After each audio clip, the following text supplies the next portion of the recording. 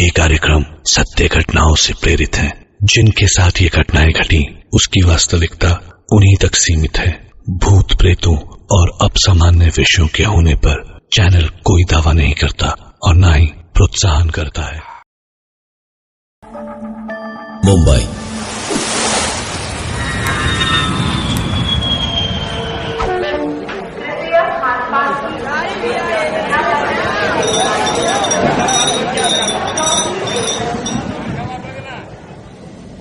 हिंदुस्तान का एक सबसे बड़ा शहर, हजारों सपने आंखों में लिए लाखों लोग रोज हर कोने से यहां आते हैं एक बेहतर जिंदगी की तलाश में। धवल की पिछली किताब बहुत हिट हुई थी। पैसों को सही जगह लगाकर मुंबई की एक बहुत ही लंबी बिल्डिंग में फ्लैट खरीदा उसने। अपनी बीवी पूर्वा और बेटी नैना को लेकर मुंबई पूरी तरह शिफ्ट हुआ तो पता चला कि बिल्डिंग की छत पर रात 11 बजे के बाद जाना मना है। धवल और पूर्वा का नया फ्लैट जिस बिल्डिंग में था वहां की छत से शहर का नजारा कितना ही गजब होता, ये तो बस सोच सोच के ही पूर्वा पागल हुए जा रही थी। 2-3 दिन तो सब कुछ ठीक करने और घर को सजाने में निकल गए। आखिरकार वीकेंड आया। शनिवार की शाम को तीनों बाहर डिनर करके लौटे तो मौसम बहुत अच्छा हो गया था। ठंडी हवाएं थी और तकरीबन 11:30 बजे बारिश शुरू हुई। मुंबई की बारिश कितनी खूबसूरत होती है ये सभी जानते हैं और बरसात में शहर का नजारा अपनी बिल्डिंग की छत से कैसा लगेगा, पूर्वा ये सोच सोच के ही खुशी से पागल हुए जा रही थी। नैना गहरी नींद में थी तो उसने धवल से ऊपर छत पर चलने को कहा। धवल ने 1-2 बार मना तो किया लेकिन पूर्वा की जिद के आगे धवल की एक न चली।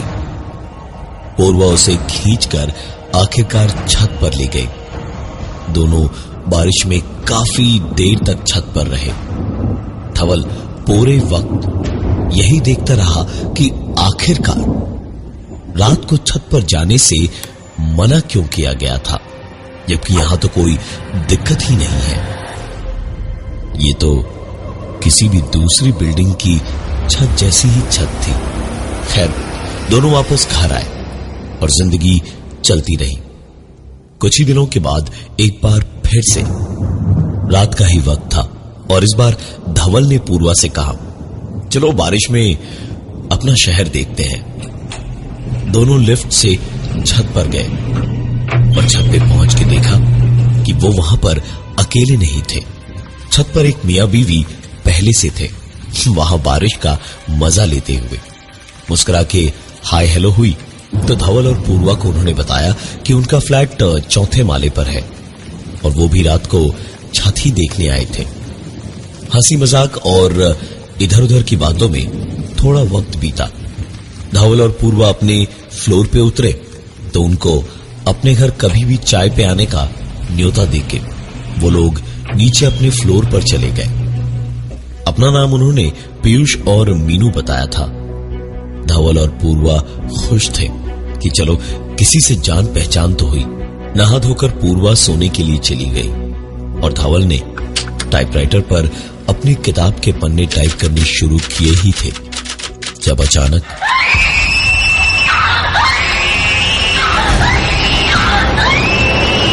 नैना के कमरे से उनको जोर जोर से चीखने की आवाजें आई।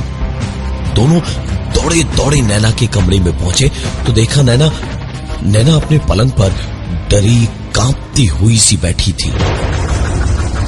आंखों में उसके आंसू थे और अचानक एक टक दरवाजे की ओर देखे जा रही थी।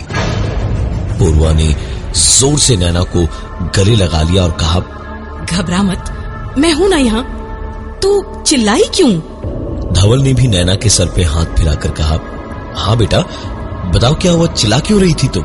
जवाब में नैना ने हाथ उठाकर दरवाजे की ओर उंगली से इशारा करते हुए बताया कि वहां उसने किसी को खड़े देखा था जो कि उससे कुछ कह रहा था, लेकिन समझ नहीं आ रहा था क्या। जरूर बच्ची ने कोई डरावना सपना देखा होगा जिससे डर गई होगी। यही सोचकर पूर्वा ने हंस के उसे प्यार से समझाते हुए कहा, डर मत बेटा, मैं हूँ यहाँ, पापा है यहाँ, तू सो जा, वो नहीं आएगा यहाँ। इस पर उस छोटी सी बच्ची ने कहा, हाँ माँ, वो इधर नहीं आएगा, वो आपके कमरे में चला गया है। ये सुनकर धवल ने हंसते हुए कहा, अच्छा किया जो वहां चला गया, मैं देख लूंगा उसे अब, ठीक है, तू सो जा। उसे सुला के धवल और पूर्वा अपने कमरे की ओर बढ़े तो दोनों को अपने कमरे के अंदर से आती एक आवाज साफ साफ सुनाई दी।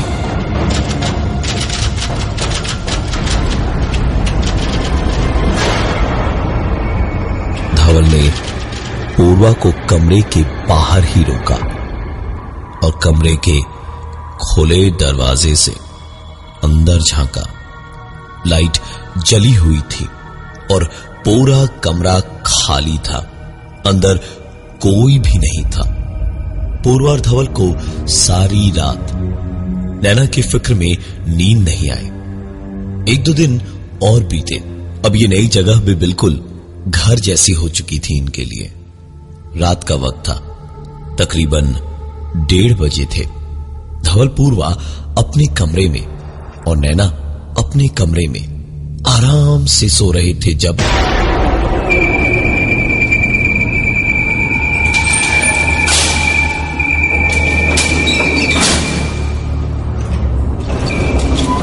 धवल की नींद अपने घर के ठीक बाहर लिफ्ट के खुलते बंद होते दरवाजे की तेज आवाज से खुली। धवल उठकर सीधे बाहर ही गया और जाके देखा लिफ्ट उसकी ही फ्लोर पर रुकी हुई थी। अंदर कोई नहीं था, लेकिन उसका पंखा चल रहा था। उस पुराने स्टाइल की सर्विस लिफ्ट की खासियत थी कि उसमें कोई चढ़ के दरवाजा खींच के बंद करे तभी उसका पंखा चलता था, और जब उतरे तो 20 सेकंड में बंद हो जाता था। लेकिन ये पंखा अभी भी चल रहा था। धवल ने लिफ्ट का जालीदार दरवाजा खोला और पता नहीं क्या देखने की उम्मीद में अंदर जाके खड़ा हुआ। ऊपर देखा और तसल्ली हुई तो धवल पलट के लिफ्ट से निकलता इससे पहले ही लिफ्ट का दरवाजा अपने आप बंद हुआ। धवल आवाज लगाकर सिक्योरिटी या किसी को बुलाए इससे पहले ही उसके पीछे से किसी ने उसके मुंह को दबाकर बंद कर दिया। धवल की आवाज गले में ही दब के रह गई।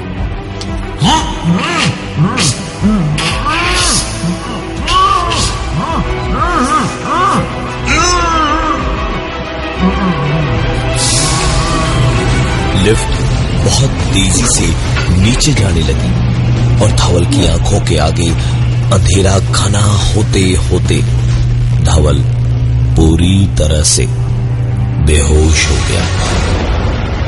आंख जब खोली तो धवल को यकीन ही नहीं हुआ।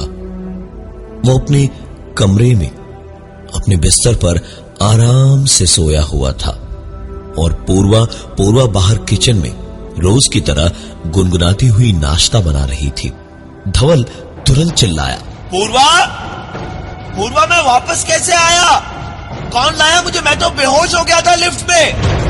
पूर्वा ने जब धवल का ये सवाल सुना तो किचन का सारा काम छोड़कर कमरे में गई और उसने धवल से कहा, धवल काम करते करते पागल हो गए हो तुम, यहीं सोए थे रात को। जाओ, बहुत काम पड़ा है, नैना को स्कूल छोड़ के आओ। धवल ने भी सोचा कि क्या अजीब सपना था। बिल्कुल लगा जैसे सच ही था। नैना को नीचे स्कूल बस तक तो लिफ्ट में जाके छोड़ आया, लेकिन वापसी में पता नहीं क्यों लिफ्ट में चढ़ने की हिम्मत ही नहीं हुई। सीढ़ियों से ही वापस ऊपर चढ़ने लगा। थर्ड से फोर्थ फ्लोर पे जाने लगा तो धवल की आंखें हैरानी से चौड़ी होती चली गई। सामने ऊपर फोर्थ फ्लोर से पीयूष और मीनू खून से सने कपड़ों में एक टक, नाक की सीध में बिना आग की पुतलियां या हाथों को हिलाए सीढ़ियों से नीचे उतर रहे थे। धवल के करीब जब वो पहुंचे तो धवल ने कहा, अरे पीयूष मीनू, ये क्या हुआ? ये आपके कपड़ों में खून कैसे? सब ठीक तो है ना? उन दोनों ने जैसे ना ही धवल की बात सुनी और ना ही जैसे उसे देखा भी। धवल कुछ देर उन्हें बस देखता रह गया। वो उन्हें आवाजें तो देता, लेकिन वो रुके नहीं। धवल तुरंत उनके पीछे पीछे नीचे भागा और नीचे जाके देखा तो पीयूष और मीनू कहीं नहीं दिखे। धवल ने तुरंत सामने बैठे वॉचमैन से पूछा तो वॉचमैन ने बताया कि यहां से तो कोई भी नहीं गया। धवल ने एक दो बार और पूछा, लेकिन वॉचमैन का जवाब ना ही था। धवल ने उस सिक्योरिटी गार्ड से सिक्योरिटी कैमरा की रिकॉर्डिंग निकलवा कर देखी तो धवल को खुद पे ही भरोसा नहीं हो रहा था। वीडियो फुटेज में धवल अकेला ही सीढ़ियां चढ़ता हुआ कुछ देखकर रुका और फिर हवा में किसी से बातें करने लगा और फिर किसी के पीछे पीछे नीचे भागा। लेकिन उसके अलावा उस वीडियो में और कोई नहीं था। इन सारी चीजों को देखने के बाद धवल तुरंत सिक्योरिटी गार्ड की ओर पलटा और उसने कहा, ये जो फोर्थ फ्लोर पे पीयूष और मीनू रहते हैं, ये क्या करते हैं? क्या हिसाब है इनका? सिक्योरिटी गार्ड तो ऐसे धवल को देखने लगा जैसे पता नहीं उसने क्या सुन लिया, क्योंकि उसके मुताबिक पीयूष और मीनू फोर्थ फ्लोर पे रहते थे और वहां से लड़कियों को खरीदते बेचते थे। धंधा ऐसा जिसमें पता नहीं कब कौन फंस जाए। बिल्डिंग की ही एक लड़की को जब धोखे से वो बेचने जा रहे थे तो लोगों ने उन्हें पकड़ के इतना मारा कि दोनों आज से 4 साल पहले मर गए थे। और आज तक जिसने भी उन दोनों को छत पे रात 11 बजे के बाद देखा भी है, उसके घर में किसी न किसी की मौत हुई है। ये सारी बातें सुनने के बाद धवल को एक पल चक्कर सा आ गया। आंखों के आगे अंधेरा छा गया और ऐसा लगा जैसे धड़कन रुक सी गई है। धवल की आंखों के सामने तुरंत पूर्वा और नैना का मुस्कुराता चेहरा आ गया। धवल वापस ऊपर अपने फ्लैट की ओर भागा और पहुंच के बस एक एक पल गिनने लगा। पूर्वा अपना काम करती रही और अपनी किताब का काम करते करते धवल लगातार पूर्वा पे नजर रखे हुए था। दोपहर हुई तो धवल नहाने गया और इतनी ही देर में नैना स्कूल से लौटी। सर पहुंचते पहुंचते धवल ने स्कूल बैग रखकर अंदर आती नैना को हाथ में चिप्स का पैकेट लिए हुए देखा तो पूछ ही लिया, ये कहां से मिला बेटा? नैना के जवाब ने धवल के नहाकर पानी पहुंच चुके सर को फिर से पसीने से भिगो दिया, क्योंकि नैना ने बताया कि उसे वो चिप्स का पैकेट 4th फ्लोर वाले पीयूष अंकल ने दिया है। धवल ने तुरंत पैकेट छीनकर बालकनी से नीचे फेंक दिया और नैना को डांट दिया कि किसी भी अजनबी से कुछ भी ना ले कभी। बेचारी बच्ची कुछ देर रोई और फिर सारी बातों को भूल गई। धवल भी अपने काम में लग गया। शाम को नैना के बिल्डिंग के बच्चों के साथ खेलने का टाइम हुआ तो उछलती कूदती हुई नैना अपने हाथों में कुछ छुपाए हुए जाने लगी। तो धवल ने रोक कर पूछा कि उसने हाथों में क्या छुपाया हुआ था। तो नैना ने मुस्कुराते हुए हाथ आगे किए तो एक चिप्स का पैकेट था जो उसके 4th फ्लोर वाले पीयूष अंकल ने दिया था। और इतना कह के नैना खुले दरवाजे से बाहर भाग के लिफ्ट में घुस गई। धवल उसे रोक पाता इससे पहले ही धवल पूरी ताकत से दरवाजा खोलने की सिर्फ कोशिशें ही कर पाया, लेकिन दरवाजा नहीं खुला। धवल घर के अंदर से ही चिल्लाया, नैना रुक जाओ, नैना वापस आओ, नैना, नैना रुक जाओ, नैना वापस आओ, नैना। धवल रोता चीखता हुआ अपनी जाती हुई बेटी को रोक ही रहा था जब अचानक क्या हुआ पापा? धवल दौड़ कर गया और नैना को अपने सीने से चिपका के डरा डरा सा इधर उधर देखने लगा। पूर्वा भी चीख पुकार सुनकर किचन से बाहर आई। धवल एक बार नैना को देखता और एक बार इधर उधर देखता और फिर बड़े अजीब से पागलपन के साथ उसने पूर्वा से कहा, पूर्वा थोड़े जरूरत भर के कपड़े और सामान पैक कर लो, हम यहां नहीं रहेंगे, यहां से अभी निकलेंगे हम। नैना जरा सा आगे बढ़ी। धवल से कुछ कहने वाली थी वो, तभी धवल को सुनाई दी,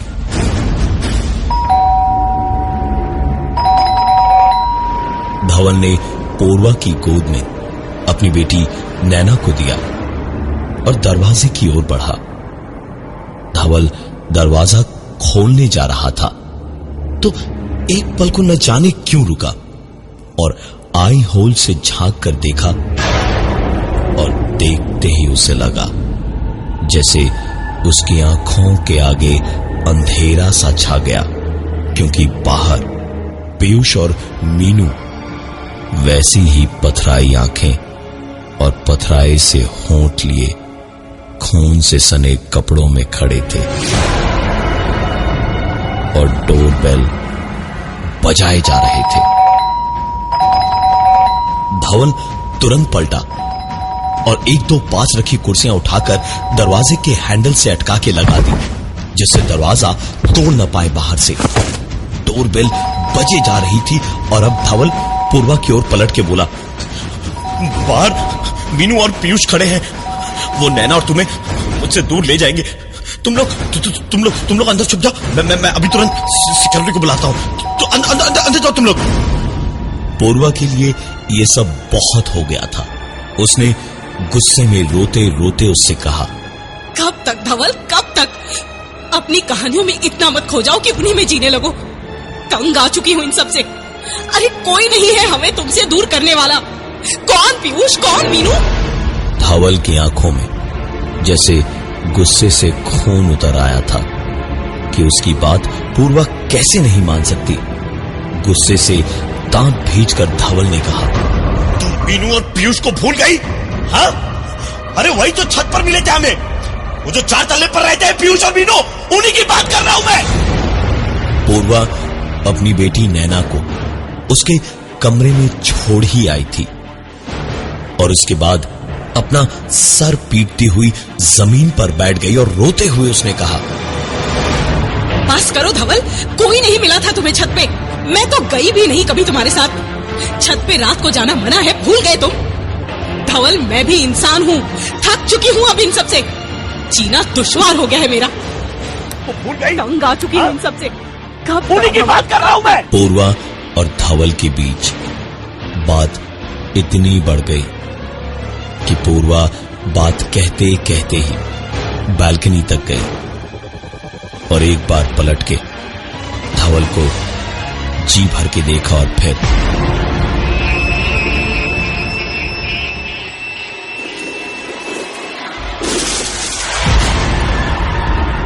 दसवें माले की अपनी बालकनी से कूदकर पूर्वा ने अपनी जान दे दी। धवल को जैसे किसी ने बिजली का झटका दे दिया था।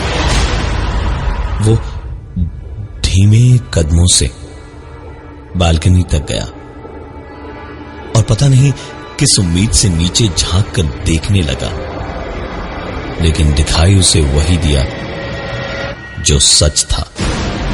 पूर्वा की लाश खून में डूबी बिल्डिंग के नीचे पड़ी थी और चारों ओर से लोग उसे घेर कर खड़े थे। और ठीक उसी वक्त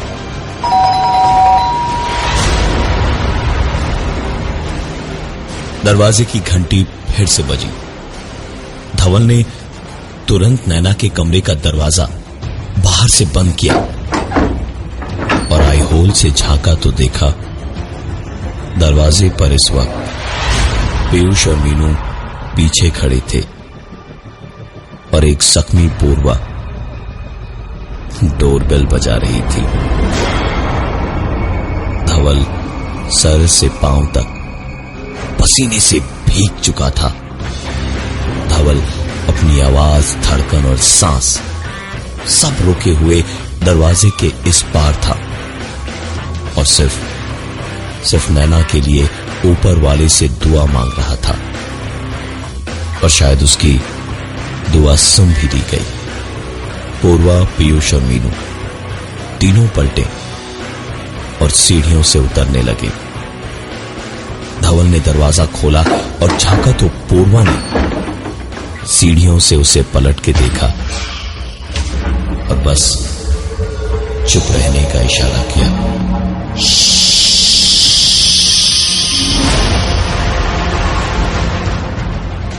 इतना कहते कहते पूर्वा पीयूष और मीनू के साथ सीढ़ियों से उतरते हुए नीचे चली गई। धवल ने वो घर सारे क्रियाकर्मों के बाद तुरंत खाली कर दिया। उस बिल्डिंग का चौथा और छठा माला आज भी सील किया हुआ है और चौकीदार सिर्फ एक ही बात कहता है, जिस किसी ने भी रात के 11 बजे के बाद पीयूष और मीनू को छत पर देखा है, उनके परिवार के किसी एक सदस्य की मौत जरूर हुई है।